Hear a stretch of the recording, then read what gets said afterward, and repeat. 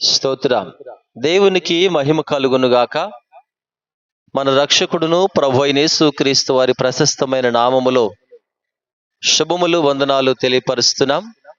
ప్రియ దేవుని బిడలారా, ప్రభుతో ప్రతిదినం తుది శ్వాస వరకు అనే ఈ కార్యక్రమాన్ని వీక్షిస్తూ మరి అనేక మందికి మీరు తెలియచేస్తూ మరి మా ఛానల్ను ప్రోత్సహిస్తున్నందుకు ప్రతి వారిని కూడా మేము ఎంతగానో ప్రతి వారికి నీ కృతజ్ఞతలు తెలియపరుస్తున్నాం. దేవుని బిడలారా, ఇంకనూ కూడా మరి ఈ చిన్న పరిచర్యను దేవుడు ఇంకనూ బలపరచులాగును అనేక మందికి మీరు తెలియచేస్తూ మరి షేర్ చేయండి, సబ్స్క్రైబ్ చేయించండి, లైక్ చేయించండి, కామెంట్స్ ద్వారా మీ ప్రార్థన విన్నపాలు మాకు తెలియచేయాలని కూడా కోరుతున్నాం. దేవుని బిడలారా, ఈరోజు 2024 సంవత్సరం 7వ నెల 30వ తారీఖులోనికి దేవుడు మనలను ప్రవేశపెడుతూ వచ్చాడు.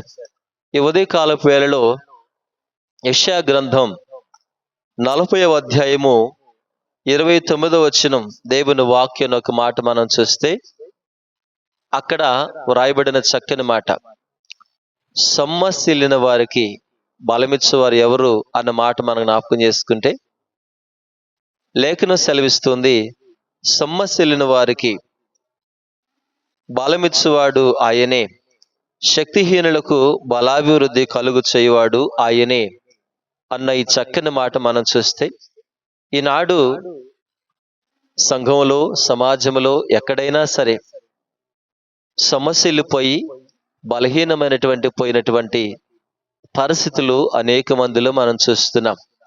ప్రియ దేవుని జనాంగమా, పనిబాటలు చేస్తున్న నీకు అయ్యో ఉదయం మొదలుకొని సాయంకాలం వరకు నాట్లు వేసి బలమంతా కోల్పోయి బలహీనమైపోయి సొమ్మసిల్లిపోయి నేను బలహీనురాలను అయిపోయానని అనుకుంటున్నావు కదా. బలమిచ్చువాడు ఆయనే అంటాడు, నీ వలన బలము నొందువాడు ధన్యులు అని చెప్పి రాశారు కీర్తన గ్రంథంలో. దేవుని చేత నువ్వు నడిపించబడుతుంటే బలమిచ్చి ఆయన నడిపిస్తాడు అంటాడు కదా.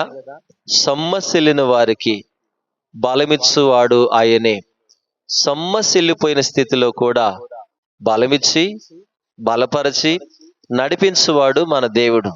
దేవుని జనాంగమా, ఏమని మీతో జ్ఞాపకం చేస్తున్నంటే ఉదయకాల సమయంలో చక్కని మాట దేవుడు వాగ్దానం చేస్తున్నాడు.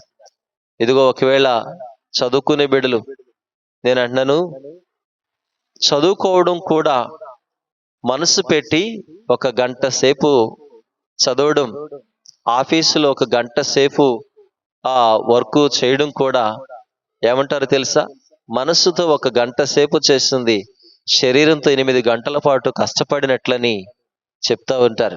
నిజమే.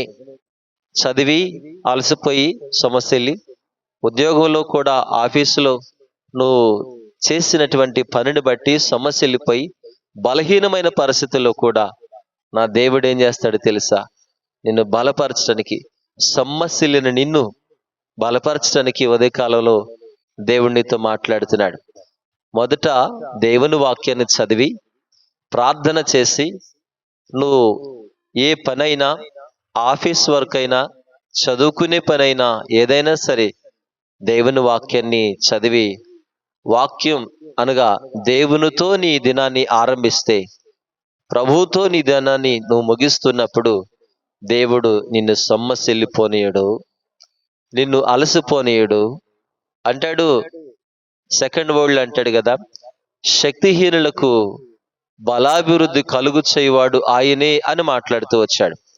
నువ్వు శక్తిహీనురాలుగా ఉన్నప్పుడు కూడా నా దేవుడు నిన్నేం చేయబోతున్నాడు తెలుసా, బలపరచడానికి నా దేవుడు నీతో మాట్లాడుతున్నాడు. గనుక ఈ ఉదయకాలపు వేళ ఇదిగో దగ్గరలో ఉండి దూరములో ఉండి కూడా మాటలు వింటున్న వారిని దేవుడు బలపరచడానికే నీతో మాట్లాడుతున్నాడు. ఈ ఉదయకాలపు వేళ ఈ వాగ్దానాన్ని మనందరి వినికిడులు దేవుడు దీవించి వర్ధిల్ల చేయునుగాక. ప్రార్థన చేద్దాం. పరమ తండ్రి వందనాలు, ఉదయకాలములో మమ్మను ప్రేమించి మాతో మాట్లాడారు. తండ్రి మీకు వందనాలు. నేను చేసే మా పనులలో బలమును మీరు దయచేయండి. శక్తిహీనమైనప్పుడు బలాభివృద్ధి కలుగు చేయువాడా మీ స్తోత్రాలైనా మమ్మల్ని అందరినీ కూడా దీవించండి. పనులలో కావచ్చు, ఉద్యోగాల్లో కావచ్చు, వ్యాపారాల్లో కావచ్చు, అయ్యా ప్రతి విషయాల్లో కూడా బిడ్డలందరినీ కూడా బలపరిచి దీవిస్తున్నామని, అందరికి ఆరోగ్యం, శక్తిని, బలమును దయచేస్తున్నామని యేసయ్య పేరట వేడుకుంటున్నాము తండ్రి. ఆమేన్. తండ్రి, కుమార, పరిశుద్ధాత్మ త్రియేక దేవుని ఇప్పుడు ఎల్లప్పుడు సదాకాలం తోడే నడిపించునుగాక. ఆమేన్. అందరికి కూడా వందనాలండి.